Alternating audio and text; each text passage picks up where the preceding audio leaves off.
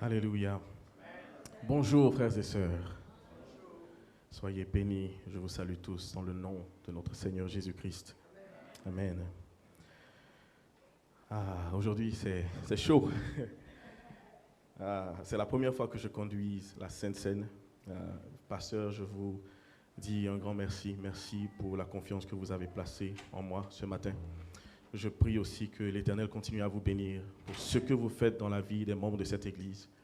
Quelqu'un comme moi qui vient se tenir devant les gens pour prêcher, vous avez fait du travail, pasteur. Que l'Éternel vous bénisse abondamment. Amen. Et je prie que ce ne soit pas la fin, que plusieurs d'entre nous aussi continuent à marcher selon les voies que vous nous tracez devant nous, d'après ce que le Saint-Esprit vous révèle. Amen. Nous sommes dans le livre de Romains, chapitre 7, verset 14 au verset 25.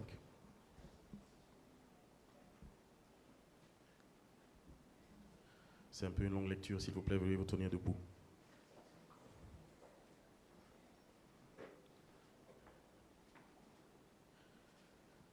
Romains, chapitre 7, à partir du verset 14. Nous allons aussi continuer dans le chapitre 8, versets 1 et 2. Nous lisons la parole de Dieu. Romains, chapitre 7, verset 14. Nous savons en effet que la loi est spirituelle, mais moi, je suis charnel, vendu au péché. Car je ne sais pas ce que je fais, je ne fais point ce que je veux, et je fais ce que je hais. Or, si je fais ce que je ne veux pas, je reconnais par là que la loi est bonne. Et maintenant, ce n'est plus moi qui le fais, mais c'est le péché qui habite en moi. Ce qui est bon, je le sais, n'habite pas en moi, c'est-à-dire dans ma chair. J'ai la volonté, mais non le pouvoir de faire le bien. Car je ne fais pas le bien que je veux, et je fais le mal que je ne veux pas. Et si je fais ce que je ne veux pas, ce n'est plus moi qui le fais, c'est le péché qui habite en moi. Je trouve donc en moi cette loi. Quand je veux faire le bien, le mal est attaché à moi. Car je prends plaisir à la loi de Dieu selon l'homme intérieur. Mais je vois dans mes membres une autre loi qui lutte contre la loi de mon entendement et qui me rend captif de la loi du péché qui est dans mes membres. Misérable que je suis, qui me délivrera de ce corps, de cette mort? Grâce soit rendue à Dieu par Jésus-Christ notre Seigneur. Amen. Ainsi donc, moi-même, je suis par l'entendement esclave de la loi de Dieu et je suis par la chair esclave de la loi du péché. Nous continuons, chapitre 8, versets 1 et 2.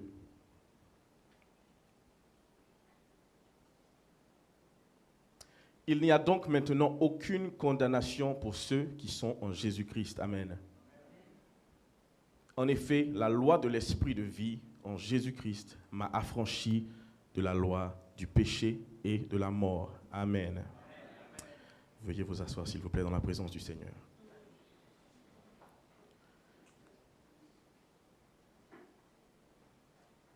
Alléluia, alléluia.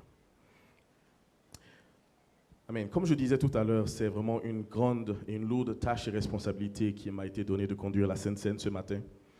Je me tiens devant vous, non parce que je suis le plus saint, non, pas du tout. Au contraire, je sais que je suis devant vous comme un pécheur. Et comme Paul l'a dit dans ce que nous venons de lire, je suis misérable, plus misérable que certains d'entre vous. Et je suis indigne de l'amour que l'Éternel a porté envers moi, afin de me placer ici devant vous ce matin. Ce n'est pas par mérite, mais c'est par la grâce de Dieu, et c'est par l'œuvre de son serviteur. Alors, le passage que nous venons de lire se tire dans le livre de Romains.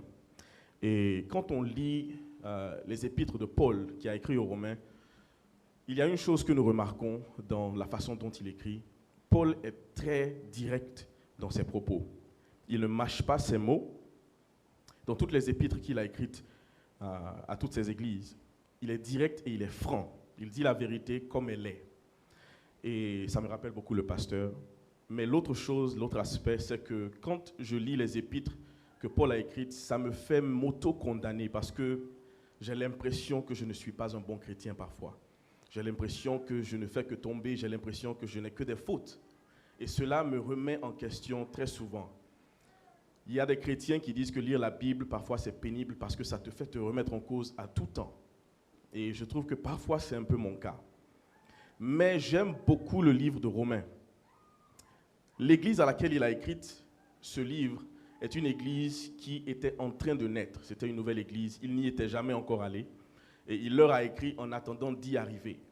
Mais ce qu'il a fait dans le livre de Romains, c'est qu'il a vraiment détaillé qu'est-ce que c'est que la vie chrétienne. En anglais, ici aux États-Unis, on dirait c'est Christianity 101. Il leur a montré les b.a.-ba de la vie chrétienne, qu'est-ce que cela signifie de suivre Jésus-Christ, qu'est-ce que la mort de Jésus-Christ signifie pour chacun de nous, sa résurrection et comment marcher selon l'Esprit de Dieu.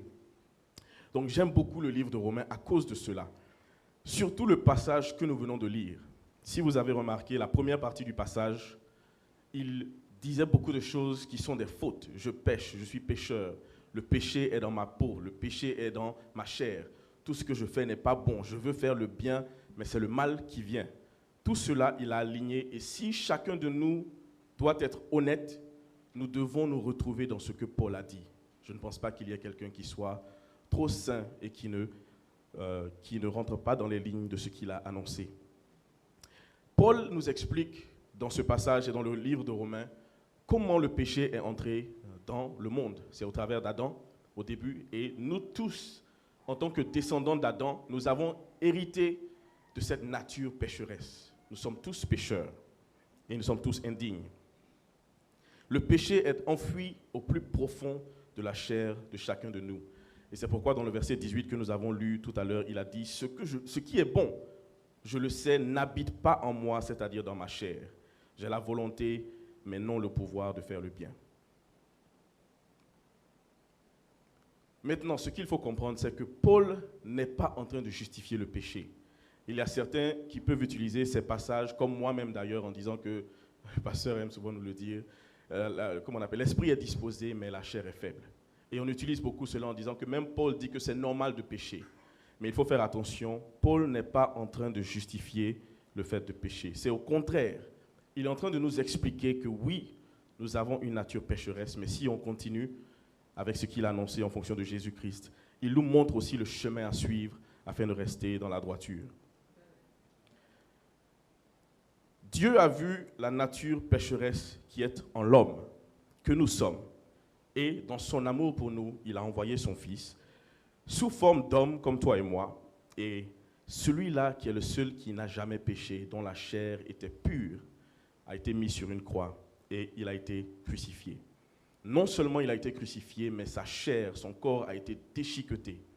Ce que l'Éternel a fait, c'est de prendre nos péchés, de les enfouir dans le corps de Christ, afin que nous ayons la vie. C'est ce qu'il explique dans Romains 8, les versets 3 et 4. Je pense que nous pouvons sauter cela. Donc, il y a des questions qui se posent. D'abord, comment est-ce qu'on peut comprendre que la mort de Jésus-Christ sur la croix nous donne le salut? Quel est le rapport? Quelles sont les conditions qui mènent à l'affranchissement de nos péchés? Je vais répondre à cela en 3 tranches, d'après ma compréhension du texte que j'ai lu et de la révélation de la lettre qui y est. Si tu ne reconnais pas Jésus-Christ, ça veut dire que tu es toujours condamné sous l'effet de la loi. Je sais que ce passage est un peu lourd, je vais essayer d'expliquer. Paul nous dit que la loi qui a été écrite ne justifie pas, elle ne sauve pas. La loi condamne. Par exemple, si vous sortez d'ici, que vous rencontrez un stop sign, si vous passez le stop sans vous arrêter, vous avez commis un délit. Mais s'il n'y avait aucune loi qui était écrite à propos des stop signs, même si vous en voyez un que vous passez, vous n'êtes pas condamné. Donc la loi automatiquement crée une condamnation pour ceux qui vont à l'encontre de la loi. Mais la loi ne sauve pas. La loi de Moïse ne sauve pas, c'est Jésus-Christ qui sauve. Amen. Alors, si tu ne reconnais pas Jésus-Christ, qui est venu comme Seigneur et Sauveur et qui est mort sur la croix, ça veut dire que tu es toujours sous l'effet de la loi et par conséquence, tu es toujours esclave du péché. Parce que c'est le sacrifice de Jésus qui nous délivre du péché. Toutes tes actions, si tu ne reconnais pas Jésus-Christ comme Sauveur et Seigneur, te seront entièrement redevables lors du jugement. C'est aussi simple. Parce qu'encore, c'est Christ qui est venu et qui est mort pour nos péchés. Reconnais alors et confesse que Jésus-Christ a été crucifié, qu'il est le Fils de Dieu venu pour sauver l'humanité. C'est la première étape afin d'obtenir le salut dont Paul parle dans le livre de Romains. La deuxième étape, c'est que lorsque tu es en Christ et que l'Esprit de Dieu survient sur toi,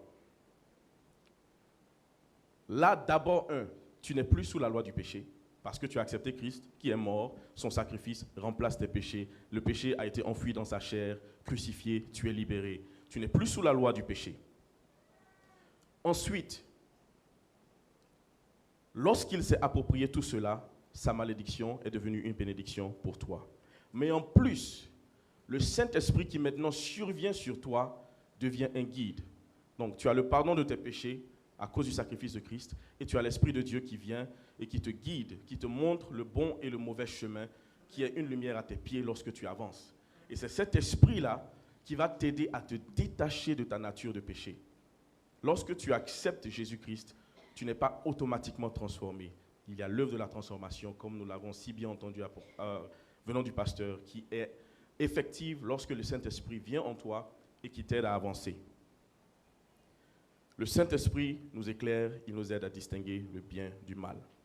Alors, pour finir, c'est un processus de transformation qui commence par reconnaître que Jésus-Christ est Sauveur et Seigneur. Et plus tu grandis sous la tutelle du Saint-Esprit, plus tu te détaches de ta nature pécheresse. Tant que nous suivons le processus qui a été mis en place par Dieu le Père au travers de son Fils crucifié, nous avons le salut, nous avons aussi la rédemption de nos péchés. Et si nous pouvons voir dans 1 Jean 1, verset 9, je ne sais pas si j'ai donné cela à la technique, c'est seulement lorsque nous appliquons cela dans nos vies que nous voyons qu'il est fidèle et juste pour nous pardonner et nous purifier de toute iniquité. La condition, c'est d'être sincère lorsque tu viens et que tu demandes pardon pour tes péchés. La repentance est essentielle. Lorsque tu es sous la loi de la vie donnée par Jésus-Christ, tu n'es plus sous la loi du péché. Il faut que tu aies le Saint-Esprit en toi qui te guide. Il faut reconnaître tes péchés, il faut les confesser, te détourner de cela. Et en fonction de ça, l'Éternel te pardonne et il t'aide à avancer. Et au fur et à mesure que tu continues à te laisser guider par le Saint-Esprit, tu te détaches de ta nature pécheresse. C'est un peu compliqué, mais vraiment, ce livre, il est bien pour nous qui sommes des chrétiens qui voulons vraiment une marche correcte avec le Saint-Esprit. Amen. Lorsque nous prenons la Sainte Seine, quand Jésus dit « Prenez ceci en mémoire de moi chaque fois que vous vous rassemblez », qu'est-ce qu'il demande à ce que nous puissions nous souvenir? Est-ce qu'il demande à ce qu'on se rappelle du fait qu'il est venu sur terre et qu'il a, je ne sais pas, fait des miracles, qu'il a rendu la vue aux aveugles? Oui, c'est bien de se souvenir de tout ce que Jésus-Christ a fait comme miracle quand il était sur terre. Mais vraiment, ce qu'il nous demande, c'est de se rappeler que nous ne sommes plus sous la loi du péché. Nous sommes sous la loi de la grâce, parce que nous avons confessé Jésus-Christ comme Sauveur et Seigneur. Nous avons accepté qu'il est mort pour nous, et en fonction de ça, nous marchons avec le Saint-Esprit. C'est ça qu'il faut que nous, en tant que chrétiens, puissions nous rappeler. Et éviter de retourner sous la loi du péché.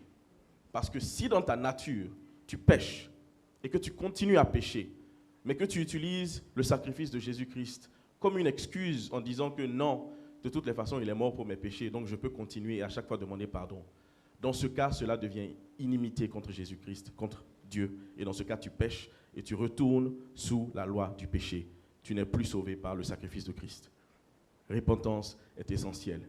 Marchons selon le Saint-Esprit qui nous guide, détournons-nous du mal et ensuite, laissons-nous transformer par l'œuvre du Saint-Esprit. C'était une petite exhortation que j'avais pour chacun de nous. Je ne vais pas aller trop longtemps, le temps nous presse. Donc je vais demander à ce que chacun d'entre nous puisse baisser la tête et se remettre en cause. Demander un pardon sincère au Seigneur. Parce que sans ce pardon-là, nous ne pouvons pas aller de l'avant. Il faut se détourner de nos péchés afin que Christ, son sacrifice, puisse être effectif dans nos vies. Amen.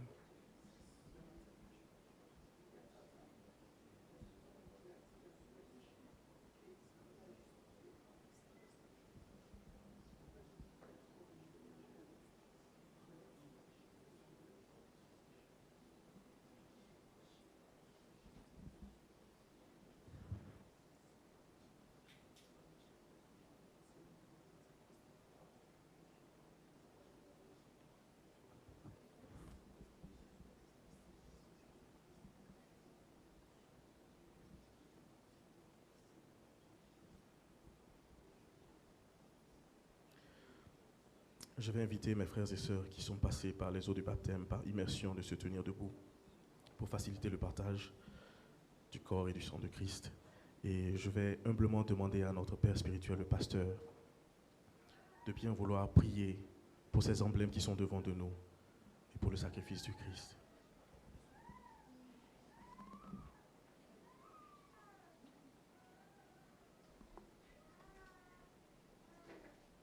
Seigneur, nous te rendons grâce et nous te bénissons. Infiniment merci pour ce que tu as fait pour chacun de nous. Tu t'es humilié et tu t'es rendu obéissant. Obéissant jusqu'à la mort de la croix, afin que chacun de nous soit sauvé, soit ramené des ténèbres à la lumière, de la mort à la vie éternelle. D'olivier sauvage, nous avons été, Seigneur, greffés à l'arbre franc qui est Jésus-Christ, et désormais, nous sommes co-héritiers avec toi. L'œuvre achevée et l'œuvre accomplie de la croix nous a rendus, Seigneur, tes enfants. Et tu nous dis que ceux qui sont conduits par le Saint-Esprit sont des fils. Merci de nous avoir rendus des fils.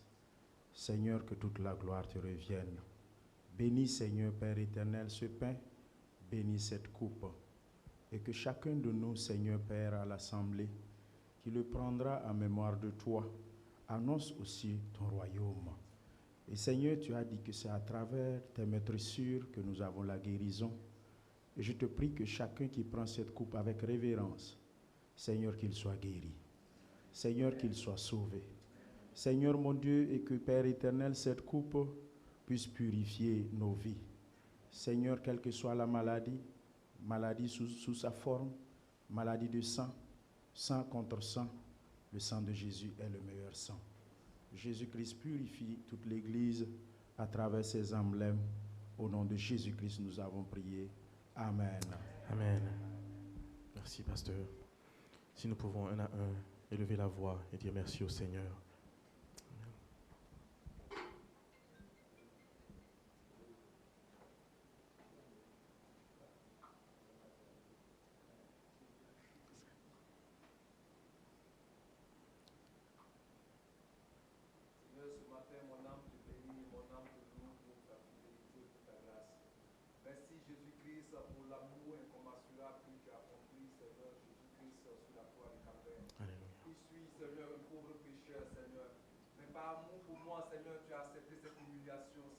Amen. Tu as accepté d'aller jusqu'à la croix, Seigneur, pour que je sois sauvé. Amen. Merci, Seigneur Jésus-Christ, pour ce sacrifice ultime.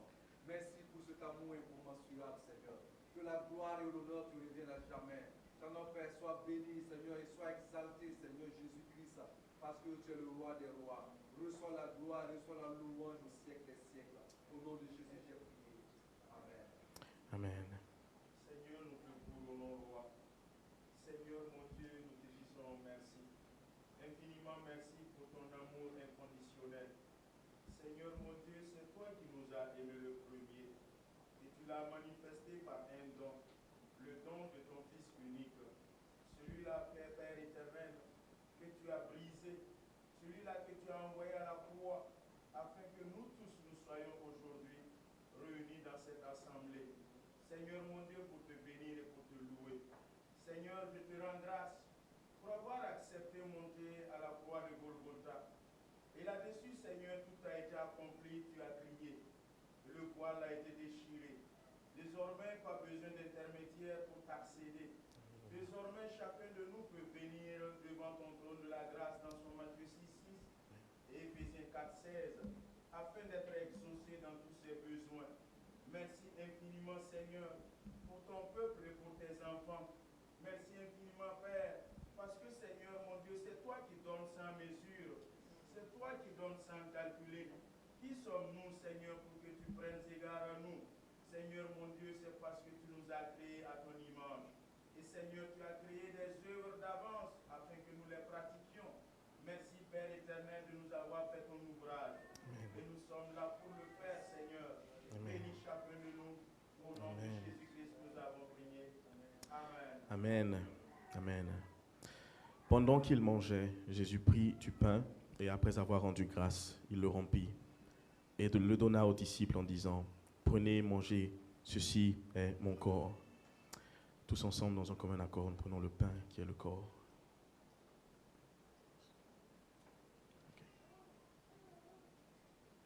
Amen. Dieu Tout-Puissant, je te bénis ce matin. Jésus, tu m'as fait ouvrir cette grâce. Tu m'as aimé en première position et tu m'as sauvé, Seigneur. Je voudrais te remercier pour ton sang qui est coulé sur la croix de la paix. Merci, Papa, Seigneur, pour ce que tu fais dans ma vie. Je voudrais, Père, te louer et te célébrer. Reconnaître, Seigneur, ta sécurité ce matin. Gloire te soit rendue à jamais. Louange te soit rendue à jamais. Merci infiniment, Seigneur, pour ce que tu fais. Toute ta gloire et l'honneur te reviendra à jamais. Au nom puissant de Jésus, j'ai prié. Amen. Amen. Éternel, je me bénis ton nom ce matin, je me prie ton nom, je le glorifie, je vais exalter ton nom. Je vais applaudir parce que tu es digne. Tu es digne d'être loué, tu es digne d'être adoré, tu es digne d'être exclamé, Papa.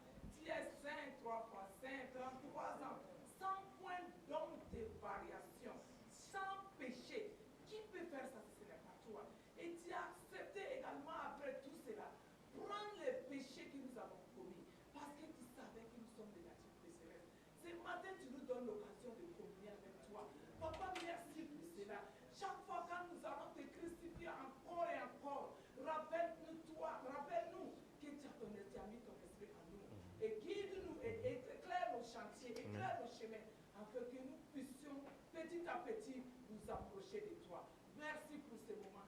Papa, quand nous allons prendre ces emblèmes, que nous recevons la guérison, que Amen. nous recevons la transformation, Amen. que nous recevons les délivrances, Amen. les captifs qui sont sous nos pieds, qui sont sous nos vies, les oups de l'ennemi, que nous puissions être libérés de tout cela. Au nom de Parce que Jésus. c'est toi seulement qui peux le faire. Amen. Papa, tu es un Dieu juste. Tu vois dans le secret. Tu connais les choses avant le commencement.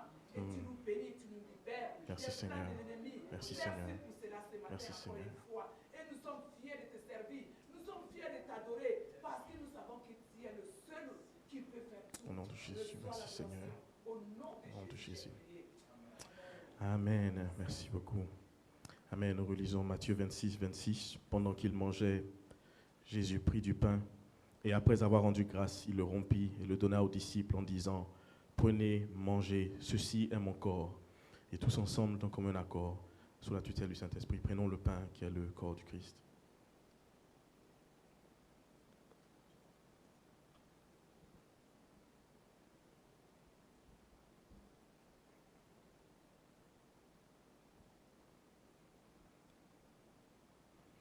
Il prit ensuite une coupe, et après avoir rendu grâce, il la leur donna en disant, buvez tous, car ceci est mon sang, le sang de l'alliance qui a été répandu pour plusieurs pour la rémission des péchés. Tous ensemble, en commun accord, nous prenons le sang du Christ.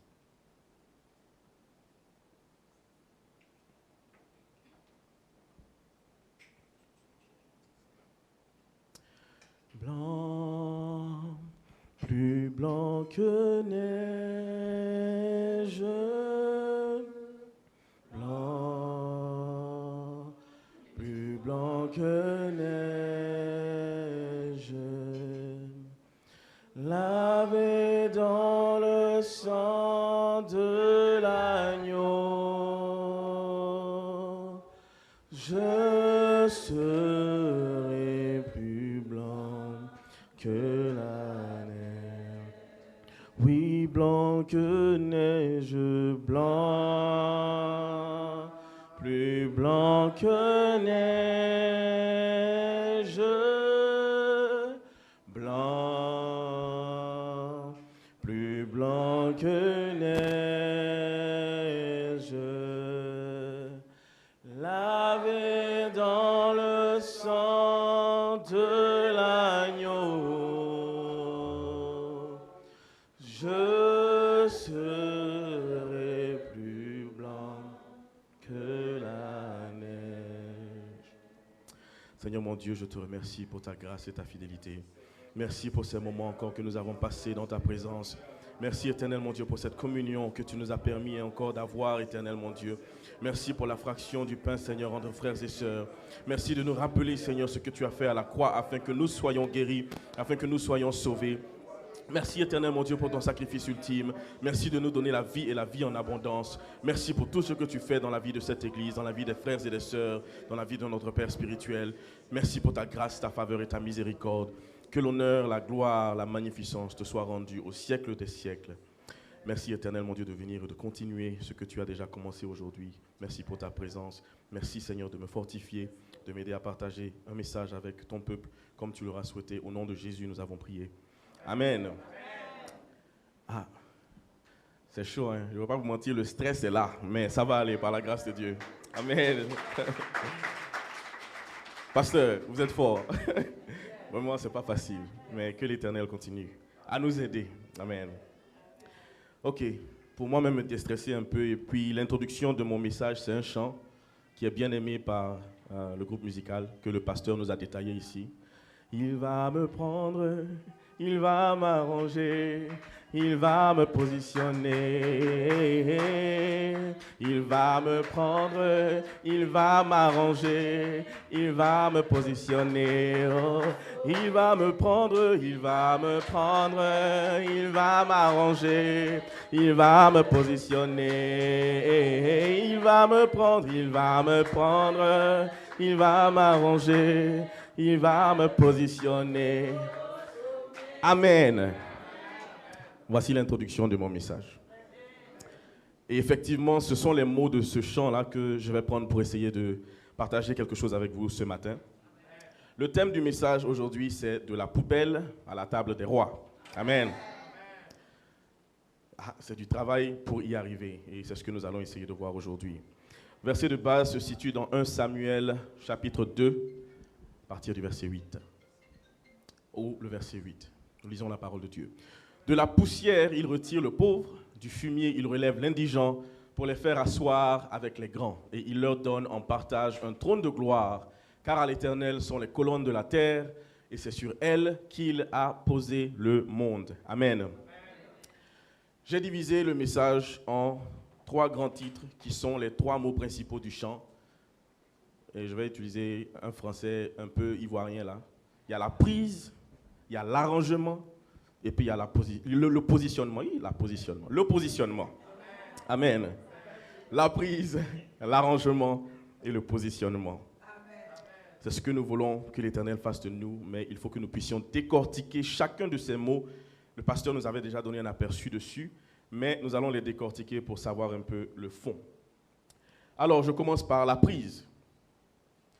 Pour que l'Éternel te prenne, il faut d'abord, en premier lieu, que nous puissions reconnaître sa voix et son appel. Si tu n'entends pas sa voix, si tu ne reconnais pas la voix, comment peux-tu savoir que l'Éternel veut quelque chose de toi? Alors, il y a plusieurs manières par lesquelles le Seigneur peut passer pour t'appeler ou pour te dire quelque chose, pour t'emmener auprès de lui.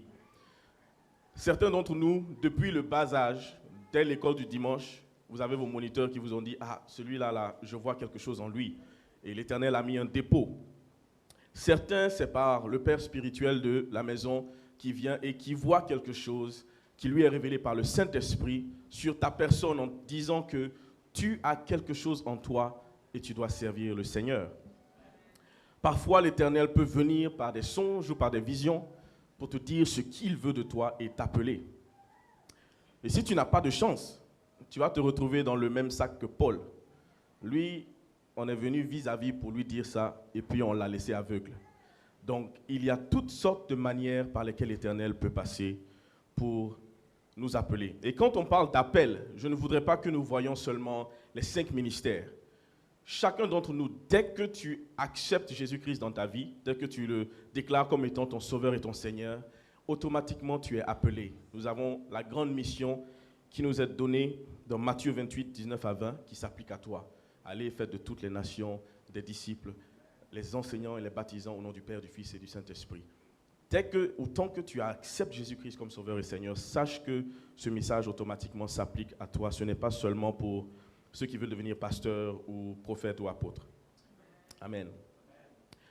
Alors, je sais qu'il y en a comme moi qui a dit ça au pasteur, ils disent, mais attends, et si ce n'est pas Dieu qui m'appelle? Et si c'est le monsieur lui-même qui m'a vu et puis bon, il veut quelque chose et il me dit que c'est le Saint-Esprit qui m'appelle? Comment faire la différence? Et qu'est-ce qu'il faut faire dans ce genre de situation? Et il faut savoir que ça peut arriver. Il y a parfois des hommes qui voient quelque chose en toi et qui peuvent te dire que, ah, viens et sers le Seigneur. Mais cela ne vient pas forcément de Dieu. Et si, par exemple, le prophète Samuel n'écoutait pas la voix de Dieu, il a fait la même erreur avec Eliab, le grand frère de David. Quand Eliab s'est pointé, il a dit, ah, voici le serviteur de l'Éternel. Donc si ça ne dépendait que de Samuel, il aurait placé Eliab comme roi. Samuel est un prophète qui est connu de tous, mais il a fait cette erreur de regarder selon les yeux des hommes au lieu de regarder selon le cœur de Dieu. Donc ça peut arriver qu'un serviteur de Dieu te désigne et te place quelque part où ce n'est pas forcément l'Éternel qui t'a appelé. Mais la réponse que moi, en lisant la parole de Dieu, en écoutant les conseils du pasteur, la réponse que je peux donner à quelqu'un qui se pose cette question, c'est sois obéissant. Sois obéissant. Si c'est la volonté de Dieu, tu feras cela et tu en verras les fruits. Si ce n'est pas la volonté de Dieu, Dieu trouvera un moyen par lequel il va passer pour bloquer cela. Mais, le revers de la chose, et si c'est effectivement la volonté de Dieu, mais que toi, dans l'endurcissement de ton cœur, tu décides non, je ne pense pas que c'est Dieu qui m'a appelé et je refuse de le faire. Alors là, tu vas à l'encontre de ce que l'Éternel a prévu pour toi. Donc, d'après ce que nous avons appris dans cette église depuis les 3 années qui sont passées, je nous encourage, chacun d'entre nous, à rester obéissants lorsque nous entendons un appel, surtout lorsque cela est annoncé venant du Saint-Esprit. Doutons moins, agissons plus, et l'Éternel trouvera le moyen ou bien d'ouvrir des portes, ou bien de les fermer, si cela n'est pas pour toi. Amen. Donc essayons d'arrêter de discuter et de ne pas suivre les conseils qui nous sont donnés. Amen. Le temps de l'appel n'est pas forcément celui de l'envoi. Par exemple, quand Gédéon a été appelé, pour lui, comme on dit chez ma belle famille, c'était dès qu'on l'a vu, dès qu'on lui a dit tu es vaillant héros, dès qu'on lui dit va et puis il faut sauver le peuple d'Israël. Ça peut arriver, il n'est pas le seul.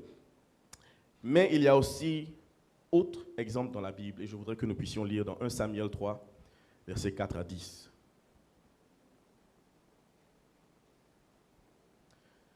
Lisons la parole de Dieu. Alors l'Éternel appela Samuel. Il répondit, me voici.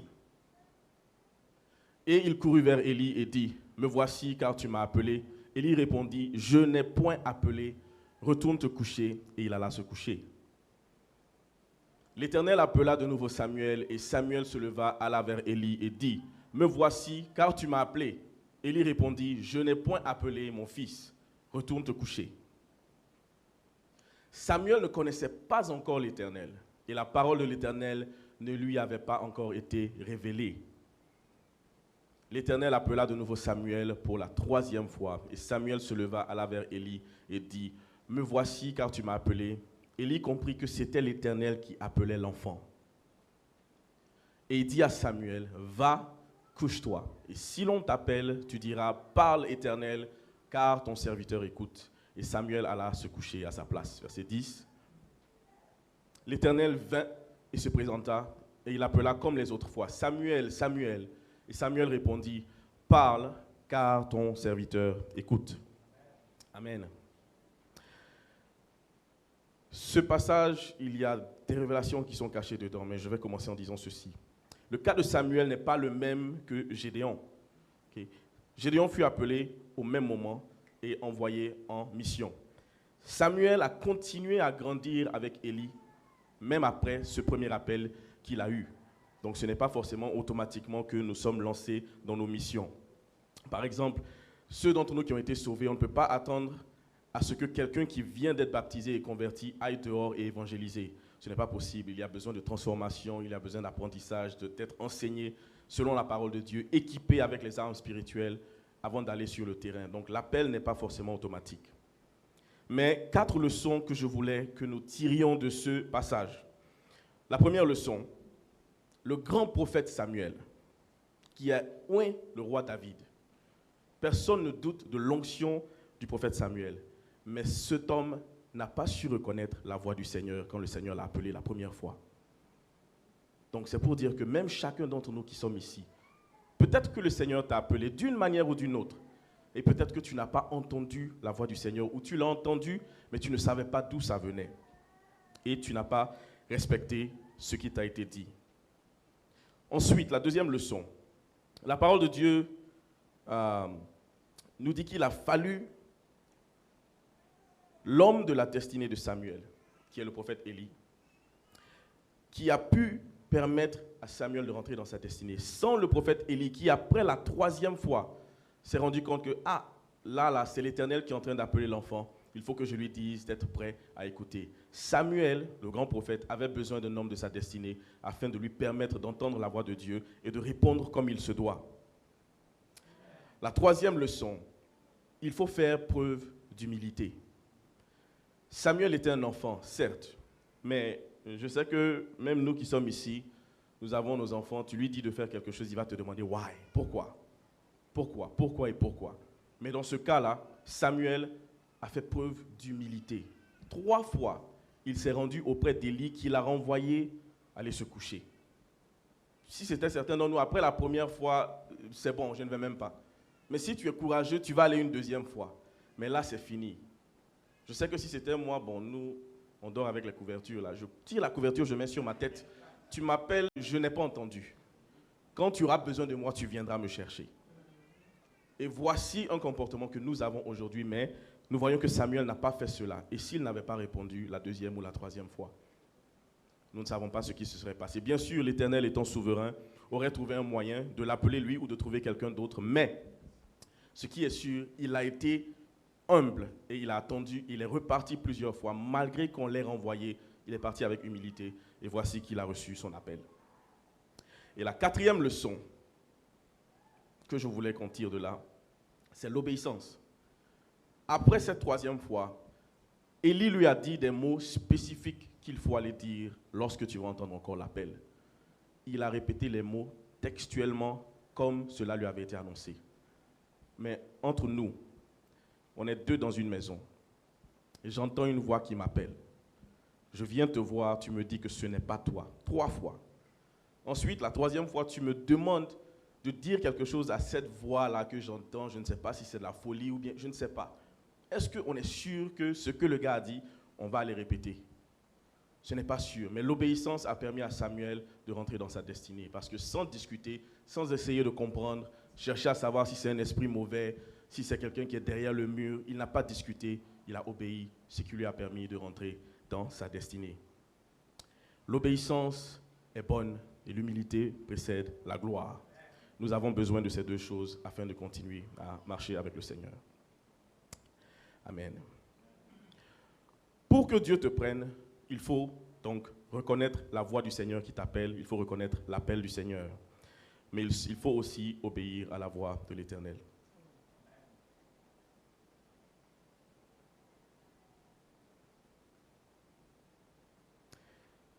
Nous pouvons voir, par exemple, lorsque tu reçois un appel du Seigneur ou autre, tu peux avoir des doutes, c'est normal. En tant qu'être humain, si tu ne sais pas de quoi est fait l'avenir, tu vas douter. Nous avons vu cela avec Gédéon, lorsqu'il fut appelé.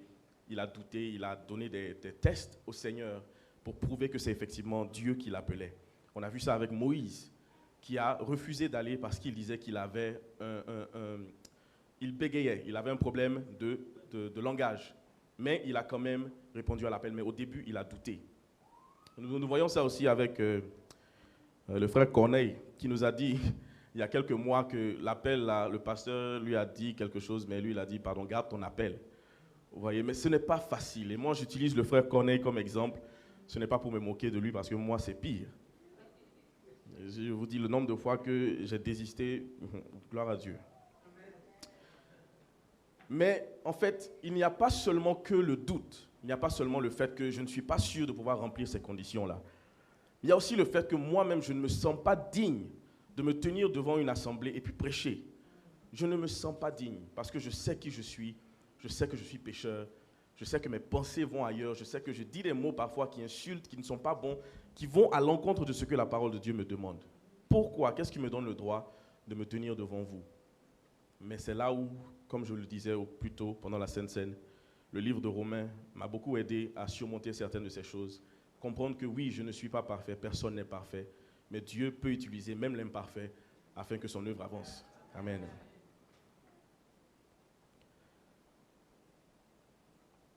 Par obéissance, non seulement à notre Père spirituel, mais aussi obéissance à la voix de l'Éternel. Il revient à chacun de nous de nous remettre en cause. Remets-toi en cause. Si tu pèches, si c'est ce qui t'empêche de venir te tenir ici et de prêcher, essaye de repartir dans ton Matthieu 6,6. Prie, demande pardon au Seigneur d'un cœur sincère. Demande à ce qu'il puisse t'aider à continuer à avancer selon ses préceptes. Et ça va aller. L'Éternel n'abandonne pas ses enfants. Si tu demandes un cœur sincère, il marchera avec toi, il t'aidera à surmonter cela. La plupart du temps, même lorsque nous doutons ou lorsque nous n'avons pas confiance en nous-mêmes, le Seigneur est patient. Ce n'est pas tout le monde que Dieu traite comme Paul. La plupart du temps, il est patient, il nous écoute et il essaie de nous donner le temps de nous adapter. Mais son temps a parfois aussi une limite. Si Dieu t'appelle, mon frère, ma soeur, il faut savoir qu'il t'a équipé. Amen. Peut-être que tu ne vois pas la valeur qui est en toi, mais je t'assure que Dieu t'a équipé. Quelques versets pour te prouver cela. Ésaïe 41:10. Ne crains rien, car je suis avec toi. Ne promène pas de regard inquiet, car je suis ton Dieu, je te fortifie. Je viens à ton secours, je te soutiens de ma main droite, triomphante. Philippiens 1:6. Je suis persuadé que celui qui a commencé en vous cette bonne œuvre la rendra parfaite pour le jour de Jésus-Christ. Éphésiens 2:10. Car nous sommes son ouvrage, ayant été créés en Jésus-Christ pour de bonnes œuvres que Dieu a préparées d'avance afin que nous les pratiquions. Cela nous confirme que Dieu est avec nous. S'il t'appelle, aie confiance en toi, surmonte le doute, reste au pied de la parole, reste au pied de ton Père spirituel, continue à marcher et tu verras qu'au fur et à mesure, l'Éternel ouvrira des portes et tu seras étonné de toi-même. Donc, pour finir avec cette première partie, bien-aimé, tôt ou tard, tu appartiendras au Seigneur s'il t'a appelé. Fais ce que tu veux, cours, saute, danse, tu reviendras à lui. Je donne un autre exemple dans la parole de Dieu, l'apôtre Paul encore. Imaginons que tu es Paul ou Saul de Tarse qui est en train de persécuter les chrétiens et tu as, je ne sais pas, un prophète qui vient devant toi et qui te dit « Ah, ce que tu fais, ce n'est pas bien, sache que l'Éternel t'a appelé. » Qu'est-ce que vous pensez qui arriverait à ce prophète qui est venu parler à Paul? Non, il va le tuer. Frapper même ses petits. C'est son travail. Son travail, c'est de tuer ceux qui confessent le Seigneur Jésus-Christ. Ce prophète qui allait venir devant lui serait mort, mis à mort, sur le champ. Dans le cas de Jonas, il a refusé. Il fut avalé par un poisson. 3 jours dans le ventre d'un poisson. Je sais que l'Éternel, dans sa sagesse, s'il avait gardé le monsieur pendant 1 heure ou 2 heures dans le ventre du poisson, il allait sortir, se débarbouiller et puis continuer son chemin à l'opposé de ce que l'Éternel a demandé. Mais quand tu es là-bas pendant 3 jours, que tu vois la force de l'Éternel et que tu ne peux pas détourner, tu es obligé de suivre. Ce qu'il a fait avec Paul, ce qu'il a fait avec Jonas, il l'a fait parce que ces hommes-là sont des hommes qui ont un cœur dur et ils ont besoin aussi d'un appel dur. La hauteur et l'intensité de ton appel correspond à la dureté de ton cœur. Donc, si tu continues à fuir, et plus tu fuis, et plus tu es dur dans ta fuite, l'appel sera terrible. L'Éternel nous donne plusieurs chances à ce que nous puissions répondre à cela. Et je répète, cela n'est pas pour les pasteurs ou les apôtres. Nous tous qui sommes chrétiens, qui avons confessé Jésus-Christ, sommes appelés d'une manière ou d'une autre à confesser son nom et à amener des âmes à lui.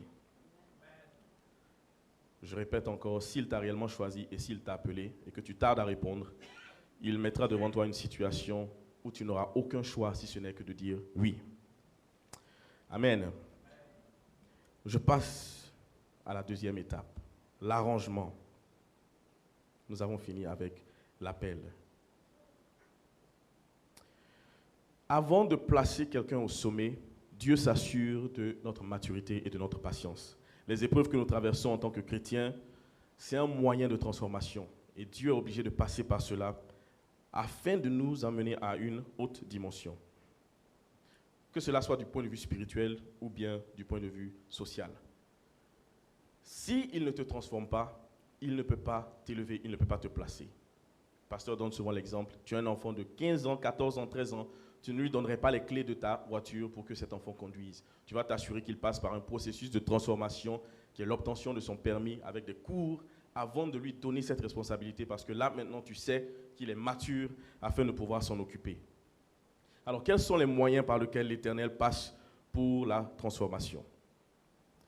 J'en ai noté 3. D'abord, le Seigneur passe par sa parole, la Bible. Nous sommes transformés au moyen de l'enseignement que nous recevons.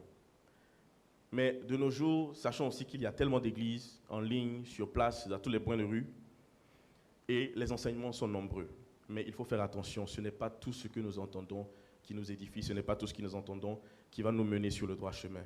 Il est important pour chacun de nous de choisir le bon endroit où nous allons aller écouter cette parole-là, afin d'être transformés. Sinon, la transformation peut être négative. On ouvre une parenthèse.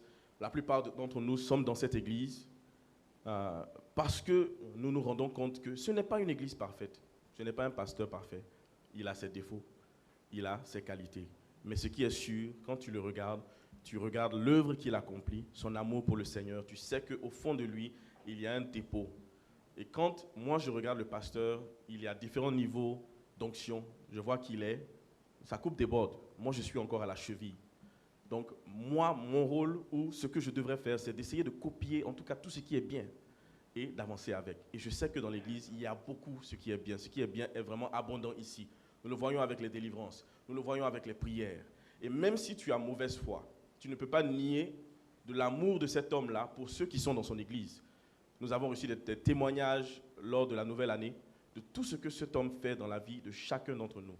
Je ne sais pas s'il y a un membre de cette Église qui n'a pas encore reçu ou une main tendue venant du pasteur, mais moi, je l'ai reçu à maintes fois. Et donc, rien que ça me montre l'amour que Dieu a mis en lui pour le peuple. Et c'est déjà même bien de le suivre, surtout lorsque nous voyons que spirituellement, il est assis. Spirituellement, il sait ce qu'il dit. Au lieu de rechercher une grande église, le pasteur s'assure qu'il recherche des gens qui sont dans la foi. Sinon, il y a des gens peut-être qui auraient pu quitter l'église, qu'il aurait vraiment essayé d'attraper, adoucir, aménager pour que les personnes restent. Mais ce n'est pas, comme il le dit, l'appel qu'il a reçu. Ce qu'il a reçu, c'est de dire la vérité en toutes circonstances. Il y a beaucoup de choses que les hommes de Dieu peuvent faire pour faire grandir leur assemblée. Mais tout n'est pas forcément bon. Et nous voyons cela dans l'Église. Donc, comme je le disais, attention, le processus de transformation demande un enseignement venant d'une Église, venant d'un pasteur, d'un père spirituel. Faisons attention là où nous mettons l'oreille pour que nous ne puissions pas entendre les choses qui vont nous faire reculer au lieu de nous faire avancer. Ensuite, toujours avec la parole de Dieu. Avec Dieu, la foi doit être accompagnée avec des œuvres. Comme on le voit dans la parole de Dieu qui nous explique dans Josué 1, verset 8. Fortifie-toi, prends courage, je serai avec toi, je ne t'abandonnerai point, je ne te laisserai point. On connaît bien le verset, c'était un de nos versets thèmes pour une année. Jacques 2, verset 2, la foi et les œuvres. Là où Jacques nous dit que la foi sans les œuvres est nulle. Philippiens 2, 10 à 11, où on confesse le nom de Jésus-Christ, mais aussi on fléchit les genoux. Matthieu 28, 10 à 20, où on proclame l'évangile et ensuite on baptise et on enseigne. Qu'est-ce que je veux dire par là? La parole de Dieu, il l'utilise pour nous transformer, mais cette transformation requiert la théorie et la pratique. Ça demande à ce que tu fasses une chose théorique, comme par exemple confesser le nom de Jésus-Christ, mais ensuite une chose pratique qui est sortir, évangéliser et ensuite enseigner. Il te demande de méditer sa parole, mais il te demande aussi de la mettre en pratique. Il y a des choses que nous pouvons apprendre de la parole de Dieu qui nous permettra d'être transformés et nous en avons besoin. Ensuite, Dieu utilise les épreuves aussi pour nous transformer. Il utilise sa parole, la parole de Dieu, il utilise aussi les épreuves. Et je voudrais nous dire, ne confondons pas tout ce qui est épreuve avec tentation. L'épreuve n'est pas une tentation. Dieu ne tente pas, c'est le diable qui tente. Jacques 1, verset 13 à 14. Que personne, lorsqu'il est tenté, ne dise « c'est Dieu qui me tente », car Dieu ne peut être tenté par le mal. Il ne tente lui-même personne, mais chacun est tenté quand il est attiré et amorcé par sa propre convoitise. Dieu ne te tente pas. Oui, il te permet d'être éprouvé, mais la tentation ne vient pas de Dieu.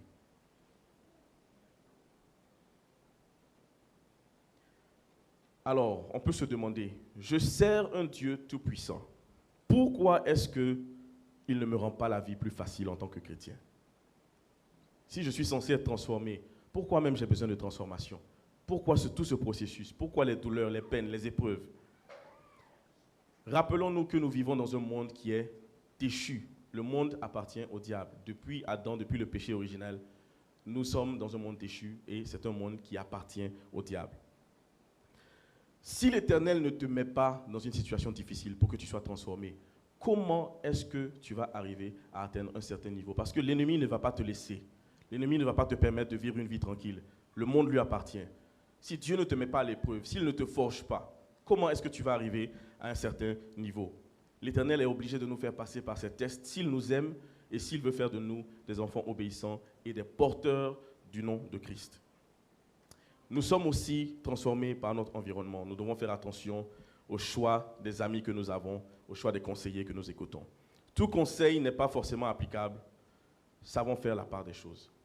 Nous avons des gens autour de nous qui nous conseillent, que ce soit ton mari, ta femme, le travail, les pasteurs. Écoute les conseils, dis merci, mais aie un esprit de discernement parce que certains des conseils que tu recevras ne sont pas bons pour ta marche chrétienne. Et c'est pour cela que nous avons besoin de l'enseignement. On ne naît pas avec l'esprit de discernement. L'esprit de discernement grandit en nous. Plus nous apprenons, plus nous sommes enseignés par un Père spirituel qui connaît la parole de Dieu. Et c'est pourquoi l'esprit en nous doit être éveillé. Ravive l'esprit de Dieu qui est en toi afin que tu puisses continuer à marcher selon le Seigneur. Le dernier point que je voudrais soulever, et j'ai essayé de réduire un peu, je pense que le pasteur me donnera une chance de revenir, de détailler ça un peu plus, mais c'est un peu condensé parce que le temps me fait défaut et j'ai dû essayer de passer afin de pouvoir donner les grands titres au moins. Le positionnement. Une fois que nous entendons l'appel de Dieu, une fois que nous sommes placés et positionnés, ou plutôt une fois que nous sommes, une fois que nous recevons l'appel de Dieu, que nous l'écoutons, et une fois que nous commençons le processus de transformation, le Seigneur nous place et il nous positionne. Pour le positionnement, je ne vais pas rentrer dans un détail, je vais juste lire certains versets et je vais essayer de passer rapidement parce que ces versets nous expliquent exactement ce que l'Éternel fait pour nous une fois que nous obéissons à sa parole. Psaume 81, verset 10. « Je suis l'Éternel ton Dieu qui t'a fait monter du pays d'Égypte. Ouvre ta bouche et je la remplirai. » Ensuite, Psaume 84, verset 11. Je ne sais pas si la technique me suit aussi. Psaume 84, verset 11. « Car l'Éternel Dieu est un soleil et un bouclier. L'Éternel donne la grâce et la gloire. Il ne refuse aucun bien à ceux qui marchent dans l'intégrité. » Matthieu 6, 33. « Cherchez premièrement le royaume et la justice de Dieu, et toutes ces choses vous seront données par-dessus tout. » Les passages que nous sommes en train de lire nous montrent que si tu marches avec Dieu, si tu as foi en lui, si tu as confiance en lui, si tu écoutes ses préceptes, si tu es transformé par le Saint-Esprit qui est en toi, l'Éternel va t'aider à aboutir à ce que tu as comme destinée. Ton canon te sera garanti. Mais avant d'y arriver, il faut passer forcément par ce processus de transformation. Si tu ne le fais pas, tu n'y arriveras pas. Amen. Maintenant, je vais finir. Chacun d'entre nous a une vie que nous recherchons ici aux États-Unis. Amen. Chacun d'entre nous est venu pour chercher quelque chose. Mais nous savons aussi que nous avons accepté Christ dans nos vies. Très souvent, nous entendons l'évangélisation qui vient devant nous et qui nous demande, mais qu'est-ce qui se passe? Pourquoi est-ce que nous ne participons pas à la sortie pour évangéliser? Pourquoi est-ce que nous n'arrivons pas à faire l'appel qui est l'appel le plus important qui nous a été donné en tant que chrétiens? Pourquoi est-ce que nous n'arrivons pas à nous donner corps et âme afin de pouvoir évangéliser? Et l'évangélisation n'est pas forcément de venir ici à l'église tous les samedis de 11h à 13h. Si tu n'as pas le temps, tu peux le faire à ton travail, tu peux le faire chez toi à la maison, tu peux le faire dans tes activités. tous ceux que tu connais qui ne sont pas chrétiens, qu'est-ce qui t'empêche de pouvoir parler avec le Seigneur ou bien parler avec ces gens-là afin de leur montrer qui Dieu est pour toi? Nous avons besoin, en tant que chrétiens, avec cette nouvelle génération que nous sommes, d'avoir un réveil. Parce que nous sommes dans les derniers temps. Nous sommes dans les derniers temps. Si nous ne le faisons pas, nous n'accomplissons pas ce que Jésus-Christ a demandé. Et en fin de compte, nous devrons rendre compte de pourquoi nous avons été incapables de le faire. J'encourage tout un chacun de nous à se donner d'avance ou davantage. Même si ce n'est pas dans une structure, c'est dans une autre. Nous avons au total 9 ou 10 structures dans l'Église. Donne-toi, participe, essaye de grandir spirituellement. Essaye de permettre à ce que l'Éternel puisse t'ouvrir tes voies et tu verras ce qu'il peut faire dans ta vie. C'est important pour chacun de nous. Et je nous demande vraiment de remettre cela et de nous remettre en cause afin que nous puissions continuer à avancer. Nous demandons à chaque fois à ce que l'Éternel puisse nous transformer. Nous demandons à chaque fois à ce que l'Éternel puisse nous aider à aller de l'avant. Mais quand Dieu te donne une épreuve, quand Dieu te donne quelque chose qui te rend la vie difficile, la première chose que nous faisons, c'est d'aller encore dans notre Matthieu 6,6 et de dire « Seigneur, pourquoi est-ce que cela m'arrive? Pourquoi est-ce que tu me permets de passer par ces situations difficiles ?» Ce que nous devrions dire au plus tôt, c'est « Seigneur, merci de me faire passer par cette épreuve. Parce que cette épreuve me donnera la patience que je t'ai demandé. Seigneur, merci de m'avoir fait passer par cette épreuve. Parce que cette épreuve me donnera la sagesse que je t'ai demandé. » Il faut savoir prendre du recul, reconnaître les actions de Dieu dans ta vie et savoir que cela, c'est pour ton avancement et non pour que tu recules. Réjouis-toi dans la peine. Réjouis-toi dans les épreuves. Nous voulons l'argent, nous voulons les biens, nous voulons le succès, nous voulons la réussite. Mais que sert-il à un homme de gagner le monde entier s'il perd son âme? Il faut d'abord que ton âme soit sauvée au travers de toutes ces épreuves par lesquelles l'Éternel te fera passer, au travers de la transformation que l'Éternel veut de toi. Une fois que tu es transformé, tu pourras ensuite agir dans ce royaume comme il le veut pour toi. Je nous encourage, frères et sœurs, à remettre cela en cause. Le thème que nous avons reçu pour cette année, il est bien, mais ça commence par une décision individuelle. Tu viens t'asseoir à l'église, on te prêche le mercredi, le vendredi, le dimanche. Mais si tu prends cette information, que tu vas à la maison, si nous prenons cette information, que nous allons à la maison, que nous n'en faisons rien, il n'y aura pas de changement et nous n'obtiendrons pas ce que nous voulons. J'ai appris quelque chose du pasteur avec ce thème, une vie chrétienne victorieuse. Je ne comprenais pas vraiment cet aspect des choses. Le pasteur nous a expliqué en disant que tu as déjà le salut, tu es sauvé parce que tu as confessé Jésus-Christ, tu iras au paradis. Mais pour avoir la vie chrétienne victorieuse ici-bas sur terre, il faut la transformation.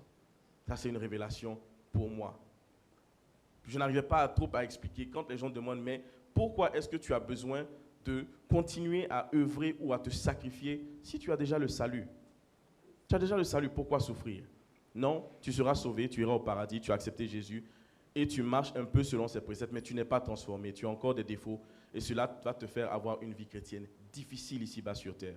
Ça ne veut pas dire que tu ne verras pas le Seigneur, tu le verras, mais attrape cette transformation. Sois sûr que tu investis du temps à l'amélioration de tes relations avec les gens autour de toi et tu recevras le salut et la vie chrétienne victorieuse. Amen. Je vais demander à ce que nous puissions tous nous tenir debout.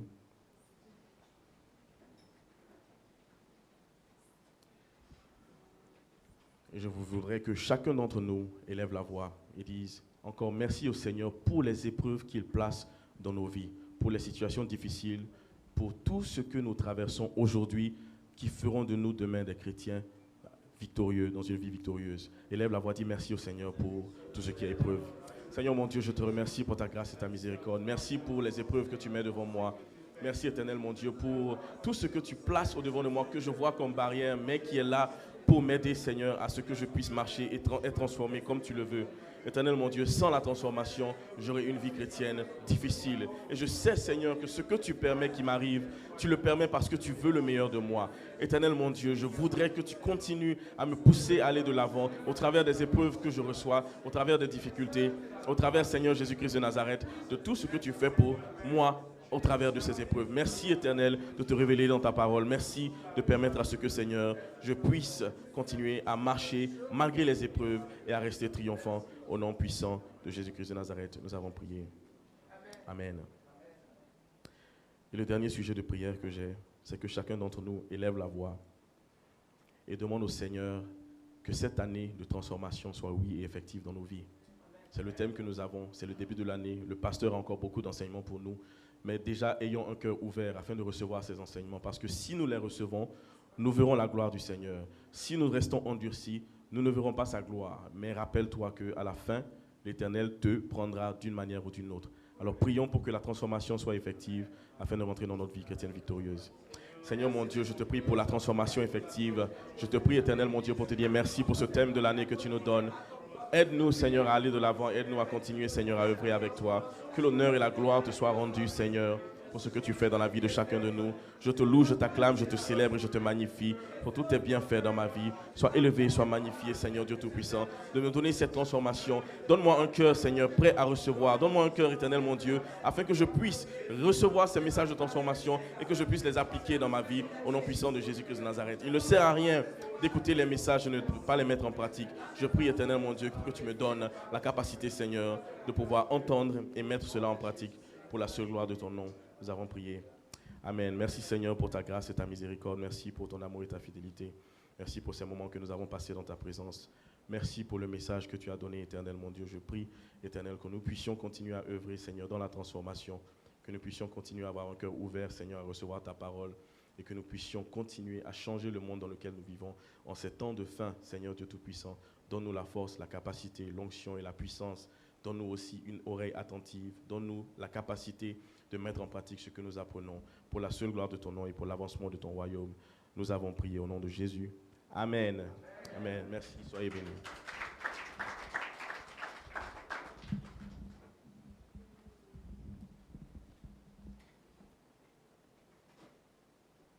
Alléluia. Merci beaucoup au diacre Mekila. Je vais sans plus tarder donner la parole au pasteur pour la suite.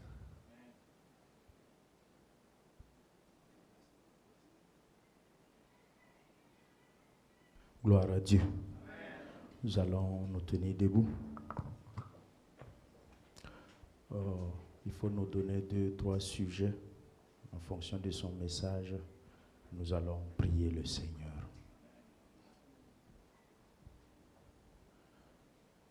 Alléluia.